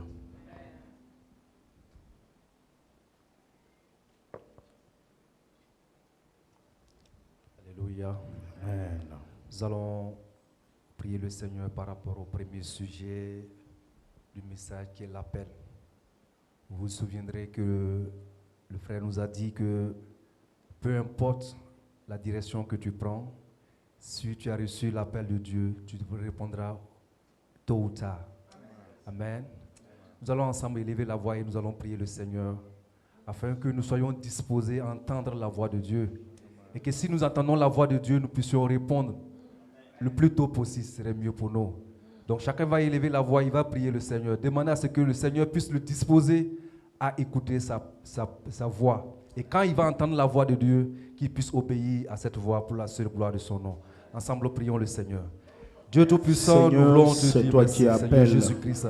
Et quand Seigneur, tu appelles, on appelle Seigneur Jésus-Christ pour la vie de tout et chacun de nous, et Seigneur. tu te rassures oh, Dieu Tout-Puissant, que l'appelé a reçu ses lettres de mission. Que à chaque tu te fois rassures Seigneur, tu vas nous que parler, l'appelé a Seigneur, reçu toutes ses que armes. nous puissions nous disposer, Seigneur Jésus-Christ, tu es le maître d'ouvrage. à pouvoir, Et Seigneur, nous sommes entendre les ta voix, manœuvres, Seigneur. nous sommes les Je veux pouvoir, exécutants. Seigneur, entendre, Seigneur ta Père, voix, Seigneur. reçois Et que tu me l'honneur. donnes, Seigneur, Je cette te foi, prie Seigneur, qu'au milieu de oh, l'assemblée, pouvoir, Seigneur, il n'y ait pas entendre des cette voix. Jonas qui essaient Que de cette fuir voix, Seigneur Jésus-Christ, vers Tarsis nous puissions, Seigneur Jésus-Christ, quand ils sont obéir, appelés pour Seigneur. aller à Ninive. Oh Père, Je demande que tu soit, touches Seigneur leur cœur. Jésus-Christ, Je l'emploi de demande, cette tâche, Seigneur, que cette tu mission, convaincs les Seigneur. cœurs. Que nous ne soyons pas Ramollis désobéissants, les Seigneur. cœurs. Je te prie, Car Seigneur, c'est que toi tu qui m'aides, choisis. Seigneur, à écouter Car ta c'est voix, toi, Seigneur Père à éternel, qui obéir à ta bénis. voix, Seigneur. C'est toi, Oh, Seigneur Père Jésus-Christ, à éternel, répondre qui à ton fortifie. appel, Seigneur. Jésus-Christ et de à être engagé Nazareth, pour cette œuvre, que Seigneur. toute la gloire te revienne. Jésus-Christ Nazareth, Je te prie nous de voulons, toucher les Seigneur, te cœurs. prier ce matin, Seigneur. Je te prie de Donne-moi, bénir les Seigneur cœurs. Jésus-Christ, d'obéir, Je Seigneur. te prie, Seigneur Donne-moi, Père Seigneur éternel. Jésus-Christ.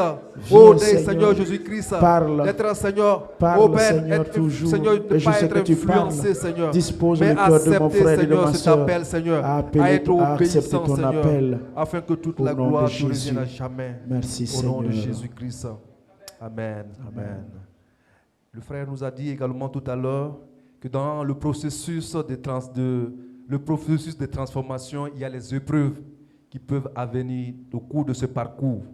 Nous allons prier le Seigneur ce matin et tu vas demander à Dieu qu'il te permette de rester ferme. Amen. Quels que soient les vents impétueux qui s'élèvent, Alléluia. que tu ne sois pas découragé, Non. mais que tu regardes à celui qui t'a appelé, Merci, que tu Seigneur. regardes à celui qui a fait l'appel parce qu'il va Gloire à t'équiper, il va te permettre de rester ferme durant tout ce trajet et durant la mission pour laquelle il t'a appelé. Nous allons Alléluia. demander à ce que l'Esprit de Dieu nous conduise dans ce sens-là au nom de Seigneur Jésus-Christ. Jésus, Seigneur conduis ton Jésus-Christ, église. Père, dans ce Conduis mon processus de frère, conduis transformation, ma sœur. Seigneur, nous Conduis pouvons faire face quiconque, à des Seigneur épreuves, Père, Seigneur. qui est Des en train vents de impétueux, s'égarer. Seigneur Jésus-Christ, Quiconque, peuvent Seigneur Père, nous amener à sur reculer, son chemin, Seigneur. il n'arrive plus Les à épreuves, s'orienter. Seigneur, peut nous amener, Seigneur Jésus-Christ. Il n'arrive plus à se dire, repérer. Seigneur, non, Seigneur. Saint-Esprit, tu es là pour Jésus-Christ, mission de nous nous voulons, guider, Seigneur, pour mission que tu de nous aides, conduire. Seigneur.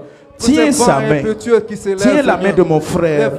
Quelles que soient les épreuves, quelles que soient les difficultés, quelles que soient les attaques, quels que soient les tourbillons sataniques, Seigneur, rends-lui ferme, rends-lui solide et inébranlable. Saint-Esprit, tu peux et tu es capable. Jésus, touche ton église, touche mon frère et ma soeur. Celui qui était fatigué, relève-le. Celui qui était découragé, fortifie-le. Donne-lui ton esprit de courage de Ésaïe 11. Seigneur mon Dieu, celui qui avait reculé, Seigneur, celui qui était tombé, relève-le, Saint-Esprit. Nous ne pouvons pas nous orienter sans toi. Jésus, équipe, arme. Comme David a dit que tu exerces ses mains au combat, exerce nos mains au combat, Seigneur Jésus. Et chausse nos pieds afin que nous puissions aller sur le champ missionnaire pour travailler pour toi, pour le salut des âmes, car les champs sont blanchis, mais il manque d'ouvriers. Seigneur, envoie des ouvriers dans ton champ missionnaire au nom puissant de Jésus et équipe-les, Seigneur, pour ce quoi tu les as commis. Merci encore. Au nom de Jésus-Christ. Parce que tu nous conduis dans ce... Amen. Au nom de Jésus. Amen. Alléluia. Frère Mekila, revenez s'il vous plaît. Revenez avec votre micro.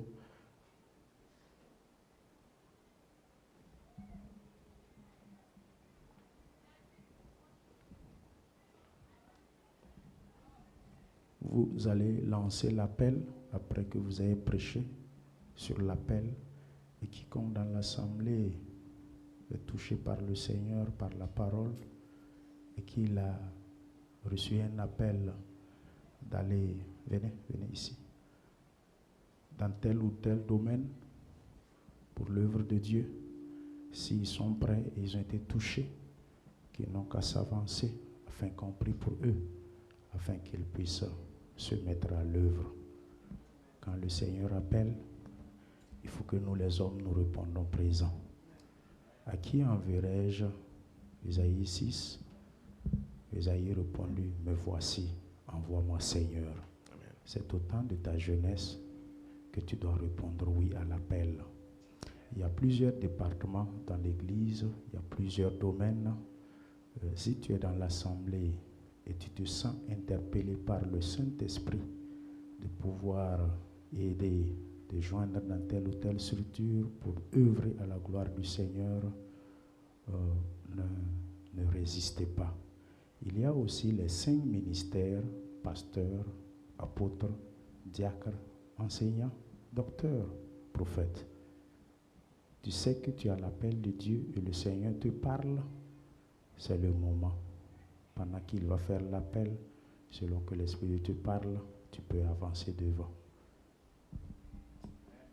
Alléluia. Bien-aimés, nous avons tous une responsabilité au-devant du Seigneur. Lorsqu'il partait, le dernier message qu'il nous a donné, la dernière recommandation qu'il a faite, c'est de nous demander d'aller et de faire de toutes les nations des disciples, les baptisant du nom du Père, du Fils et du Saint-Esprit. Ce que nous pouvons comprendre du message du Christ, c'est que nous devons, en tant que chrétiens, rester actifs dans son Église. Et nous avons des départements dans cette Église. Nous avons différents groupes, différentes structures. Oui, la plupart d'entre nous participent. Mais s'il y a quelqu'un au milieu de nous ce matin qui qui n'a pas encore de structure, qui a été touché par l'appel de ce matin, nous vous invitons à vous avancer afin que nous puissions prier pour vous, nous puissions savoir dans quelle structure vous allez assister et que l'appel soit effectif dans votre vie. Si quelqu'un a un appel ce matin, veuillez vous avancer s'il vous plaît.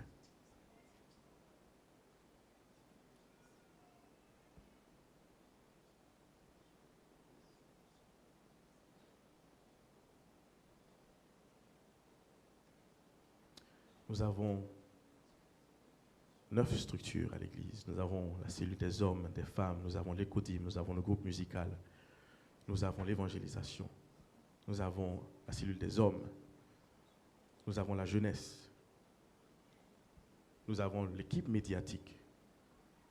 Nous avons beaucoup de structures où nous avons besoin d'aide, où l'Éternel a besoin d'ouvriers afin que son groupe puisse avancer. Donc, si tu n'es pas encore dans une structure, s'il te plaît, avance, afin qu'ensemble nous puissions œuvrer pour l'avancement de l'œuvre du Seigneur. Ne vous retenez pas, laissez l'Éternel agir dans vos vies au travers du sacrifice que vous faites pour lui. Le Seigneur recherche des gens qui le servent en esprit et en vérité. Amen.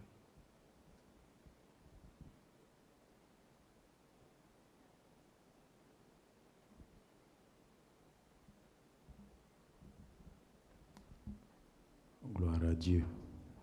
Alors, nous avons 2 personnes qui se sont avancées et toute l'assemblée, nous allons prier. Nous allons demander au Seigneur de les équiper. Quand le Seigneur appelle, il sera sûr de te donner l'armure. C'est lui le maître d'ouvrage et nous sommes les ouvriers. Nous sommes les maçons. Et à chaque fois, quand il appelle, il sera sûr que tu as reçu le nécessaire. Tous ensemble, nous allons demander au Seigneur, donne-leur le nécessaire. Ils ne se sont pas appelés eux-mêmes. C'est Dieu qui les a appelés. Tout ce qu'ils ont besoin pour faire l'œuvre à laquelle ils ont été désignés, nous allons demander au Seigneur, donne-leur, et qu'ils puissent en utiliser. Prions ensemble. Seigneur Jésus-Christ de Nazareth, j'implore, Seigneur, ton regard, comme tu l'as toujours fait, dans ta grâce et dans ta bonté. Merci, Père. Merci, Seigneur, que l'honneur et la gloire te reviennent. Je te confie, mon frère Kouré. Je te confie, ma sœur Aïcha. Seigneur, qui ont reçu de toi, ils ont entendu ton appel. Seigneur, je te demande de les équiper. Je te demande de leur donner l'armure. Je te demande de leur donner la force. Quel que soit, Seigneur Père éternel, les tourbillons, les difficultés, quel que soit, Seigneur Père éternel, les problèmes, qu'ils aient les armes nécessaires à la hauteur surdimensionnée pour faire face et pour s'opposer. Jésus-Christ de Nazareth, je demande que tu leur donnes la foi, la vérité pour ceinture, le bouclier de la foi. Donne-leur, Seigneur Père éternel, le casque du salut, les chaussures pour zèle. Donne-leur, Père éternel, la parole qui est l'épée, afin qu'ils puissent avancer. Seigneur, les dons différents dont ils ont besoin, dons de paroles, de connaissances, de sagesse, dons d'opérer des miracles, dons de guérison, dons de discernement des esprits. Jésus-Christ, dons de parler en langue, d'interprétation des langues. Saint-Esprit, donne-leur. Seigneur Jésus-Christ de Nazareth, le zèle de présider, le don de la libéralité. Je te prie de les équiper au nom de Jésus. Oins-leur, Seigneur, de façon spéciale, afin qu'elles puissent, Seigneur, œuvrer à ce que tu les as donnés. Seigneur mon Dieu, tu leur as donné, Seigneur Père, une arc, afin qu'elles puissent flécher. Que dans son carquois, Seigneur, il ne manque jamais de flèches. Seigneur, dans son carquois, Seigneur, que des flèches soient pourvues, des flèches enflammées. Sur sa langue, mets le dépôt de ta parole. Et dans son cœur, Seigneur, que la flamme s'allume. Jésus-Christ de Nazareth, ce pourquoi, Seigneur, tu l'as commis. Qu'il soit, Seigneur, Père éternel, obéissant. Seigneur mon Dieu, et qu'il s'active. Comme Ésaïe qui dit, me voici, envoie-moi. Jésus-Christ de Nazareth, c'est toi qui équipes. Je demande l'équipement nécessaire. Les 5 ministères, je demande au nom précieux de Jésus de déposer cela dans l'église et dans le cœur des frères et des sœurs. Jésus-Christ de Nazareth, c'est toi qui mets le vouloir et le pouvoir. Et tu nous donnes, Seigneur Père, la capacité. Et tu nous as dit qu'avec toi, nous allons faire des exploits. Qu'il fasse des exploits avec toi. Au nom de Jésus-Christ, nous avons prié. Amen. Amen. Amen. Après, il faut venir me voir pour dire c'est quel appel spécifique et aussi c'est quel appel spécifique afin qu'on puisse vous accompagner. Amen. Gloire à Dieu. Amen. Soyez bénis, frère Mekila. Que le Seigneur vous renouvelle. Vous avez fini, il y a un sujet encore? Ok. Gloire à Dieu. Alléluia. Je bénis le nom de l'Éternel pour sa grâce et pour ses bienfaits. Le Seigneur, c'est lui qui a décidé de ne faire exception de personne. Il est souverain et il fait ce qu'il veut. Qui sommes-nous pour lui poser une question? Pourquoi, Seigneur? Pourquoi tu as fait ça? Pourquoi tu as fait ci? Obéissons. Obéissons. Philippiens 2 dit que l'humilité doit nous aider à regarder les autres comme étant au-dessus de nous-mêmes. C'est ce que Jésus a manifesté en s'humiliant et en se rendant obéissant. Si tu empruntes le chemin qui s'appelle plus tard, tu vas te retrouver dans un pays qui s'appelle jamais. Je répète, si tu empruntes le chemin qui s'appelle plus tard, tu vas te retrouver dans le pays qui s'appelle jamais. Ne remettez pas à demain ce que vous pouvez faire aujourd'hui. Car demain ne vous appartient pas. Quand vous entendez la voix du Saint-Esprit, du Seigneur, qui vous appelle, ce n'est pas un homme qui appelle. Romains 29, d'ailleurs, Dieu ne se repent pas de ses dons et de son appel. Et vous connaissez sa nature. S'il t'a appelé, tu as essayé comme Jonas, tu sais où tu vas finir. Et ressortir, courir, aller à Nénive. Tu as feinté haut, tu as dribblé haut, ça te regarde.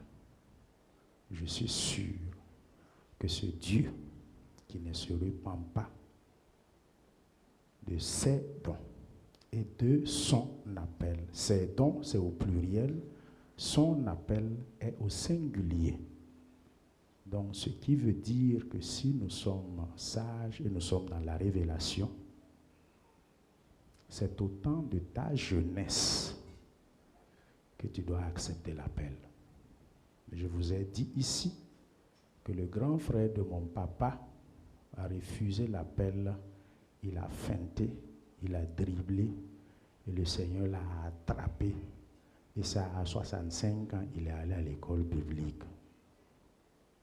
À 65 ans, si tu es de la catégorie P, les PR, professeurs d'université, c'est là que tu pars à la retraite Donc l'État même a dit qu'on n'a plus besoin de toi. C'est-à-dire tu es fini.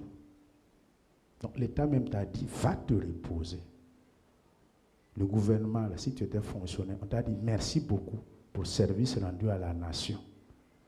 Il faut aller mieux te faire pourvoir ailleurs. On n'a plus besoin de toi. Et on appelle ça retraite. Et c'est en ce moment maintenant, tu te lèves. Seigneur, me voici. Envoie-moi. Me voici. Envoie-moi. Tu vas aller où? En tremblant. Les yeux même ne voient plus. Il y a 2 dents ou 3 dents qui manquent dans la bouche. Tes genoux là font mal. Tu ne peux même plus tenir au pupitre 3 heures. Ça veut dire, Dieu même ne veut pas ce qui est médiocre. Il veut ce qui est bon. Pendant que tu es jeune, pendant que tu as de l'énergie. Et le chant, nous l'avons appris depuis notre enfance.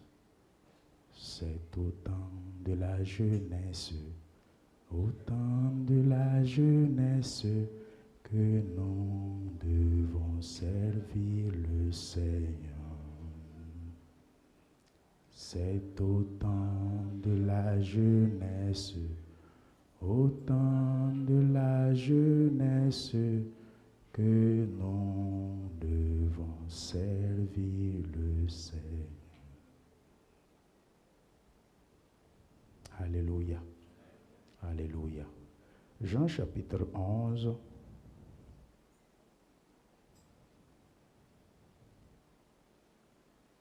Je voulais vous donner ce message que j'ai reçu pendant la louange et l'adoration pour nous aider encore une fois de plus parce que nous l'avons déjà vu.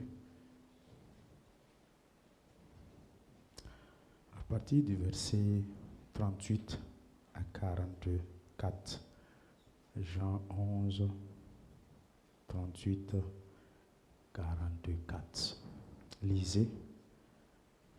Celui qui a un micro disposé à côté. Amen. Jésus, frémissant de nouveau en lui-même, se rendit au sépulcre. C'était une grotte et une pierre était placée devant. Jésus dit, « ôtez la pierre. » Marthe, la sœur du mort, lui dit, « Seigneur, il sent déjà, car il y a 4 jours qu'il est là. » Jésus lui dit, « Ne t'ai-je pas dit que, si tu crois, tu verras la gloire de Dieu ?» Ils ôtèrent donc la pierre, et Jésus leva les yeux en haut et dit, « Père, je te rends grâce de ce que tu m'as exaucé. Pour moi, je savais que tu m'exauces toujours, mais j'ai parlé à cause de la foule qui m'entoure, afin qu'ils croient que c'est toi qui m'as envoyé. » Ayant dit cela, il cria d'une voix forte, « Lazare, sors !» Et le mort sortit, les pieds et les mains liés de bandes et le visage enveloppé d'un linge. Jésus leur dit, « Déliez-le et laissez-le aller. » Relisez le verset 44. La révélation, le message se trouve là-bas. Amen. Jean 11, 44. Et le mort sortit, les pieds et les mains liés de bandes et le visage enveloppé d'un linge. Jésus leur dit, « Déliez-le et laissez-le aller. » Amen. Dans la maison de Dieu, il y a pouvoir et contre-pouvoir. Écoutez-moi très bien. C'est pour cela que nous aurons, quand nous voyons dans Éphésiens 6, nous n'avons pas à lutter contre la chair et le sang, mais c'est contre les principautés, le prince de l'air. Ce qui fait que quand nous venons à l'église, nous prenons du temps pour prier afin d'assainir l'atmosphère spirituelle. Parce que, par moments, chacun vient avec des soucis, avec des problèmes. Et en ce moment, il est triste. Et quand il est triste, il ne fera que dégager d'une énergie de tristesse. Et autour de lui, l'atmosphère va être lourde. Et aussi, tu peux être dans l'église. Ce n'est pas tout qui est blé. Il y a du livret aussi.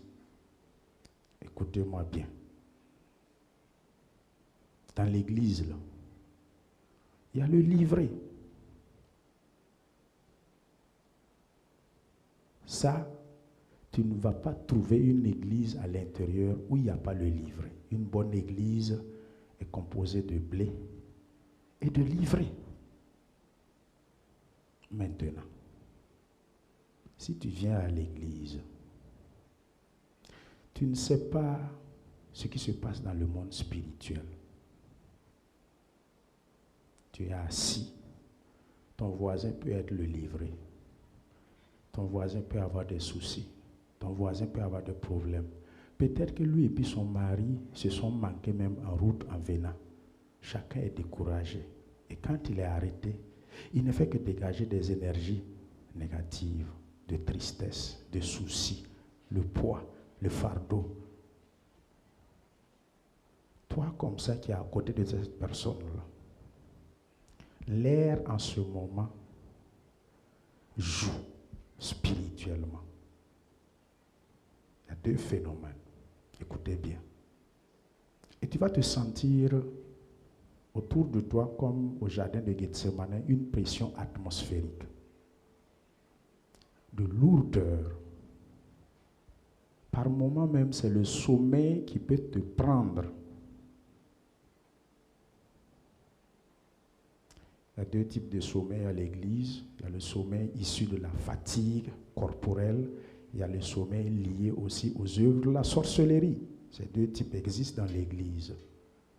Et tu ne sais pas, celui qui est à côté de toi dégage des énergies pour te jeter un sommeil pour que tu n'écoutes pas la parole de Dieu. Ça peut arriver. Donc par conséquent, quand nous venons à l'église, sachez que Lazare, un jour, nous tous, on a été comme lui.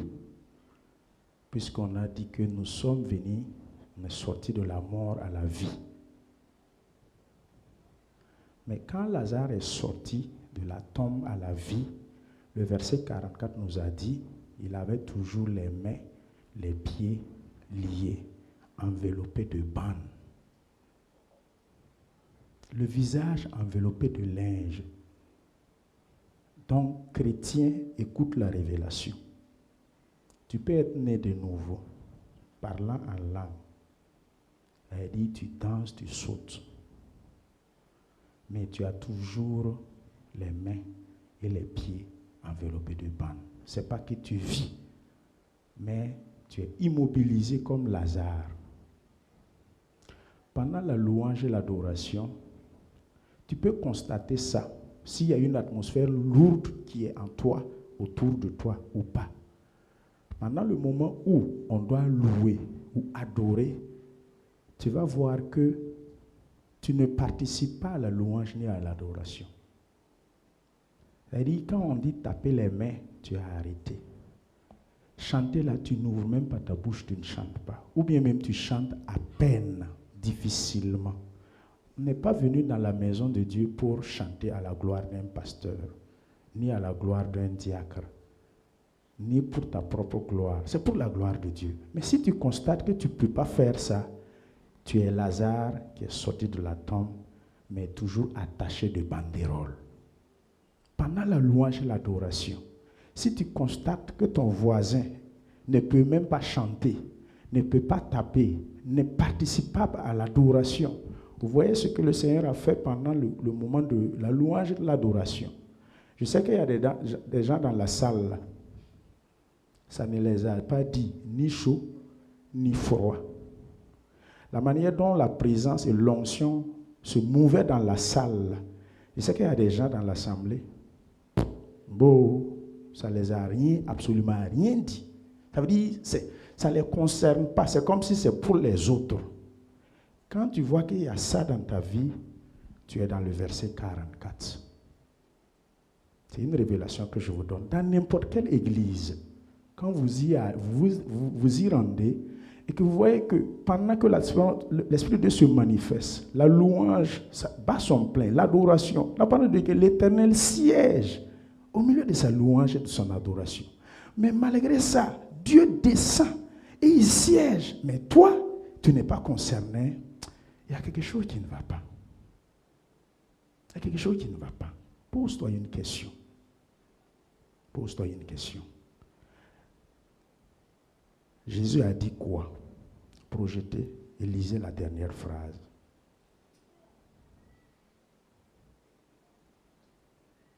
Jésus leur dit, déliez-le et laissez-le aller.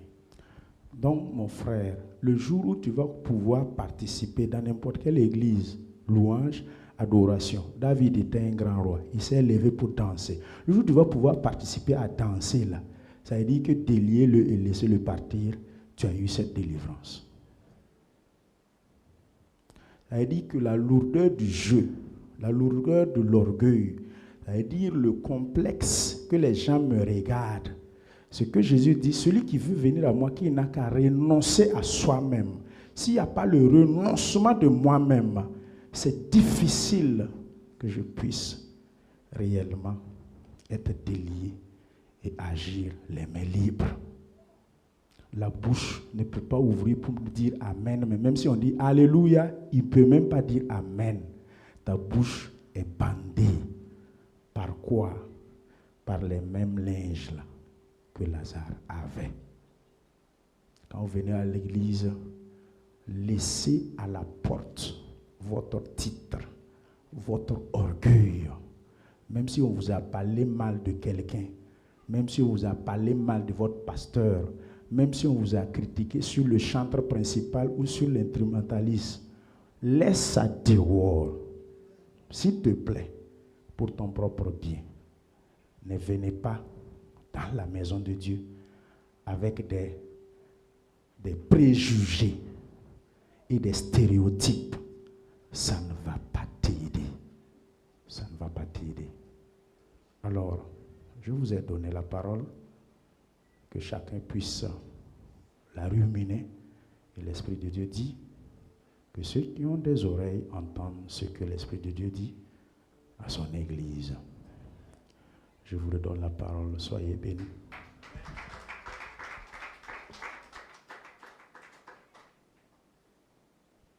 Amen. Merci beaucoup, pasteur. Que le Seigneur vous bénisse également. Je vais demander à notre frère Théodore de bien vouloir prier pour le diacre Mikila, afin que le Seigneur encore puisse se renouveler en lui, l'utiliser encore pour la prochaine fois pour la gloire de son nom. Prions le Seigneur. Éternel Dieu Tout-Puissant, te sommes infiniment reconnaissants pour ce que tu as utilisé notre frère Mikila pour nous édifier encore ce matin. Mon Dieu, mon roi, il y a de l'énergie qui est sortie en lui, Seigneur. Tu l'as utilisé puissamment pour nous parler et nous te sommes infiniment reconnaissants. Nous prions que ce qu'il a dit de ta part, que nous puissions mettre cela en pratique, Amen, que Seigneur. cela ne tombe pas dans le vide. Mon Dieu, mon roi, que les jours à venir, Seigneur, que le message que nous avons entendu venant de ta part, que nous puissions marcher conformément selon ce que tu nous as dit à travers le frère Mikila. Mon Dieu, mon roi, en retour, je prie, Seigneur, que tu le bénisses, Seigneur, que tu continues de l'utiliser puissamment, Seigneur, Seigneur. pour nous enseigner, pour nous parler de ta part. Mon Dieu, mon roi, tu connais les désirs de son cœur. Tu connais ce qu'il veut du fond fin de ton cœur. Mon Dieu, mon roi, je prie ce matin au nom puissant de Jésus-Christ de Nazareth que tu rencontres les désirs de son cœur. Amen, Mon Dieu, mon roi, que tu élargisses, Seigneur, ses limites, Au nom Seigneur. de Jésus. Mon Dieu, mon roi, que tu bénisses, Seigneur, et les œuvres de ses mains. Amen. Mon Dieu, mon roi, bénis sa famille, sa femme et son enfant, que ta main puissante continue, Seigneur, de l'assister en tout temps et en tout lieu. Merci, Seigneur Jésus. Amen. Amen.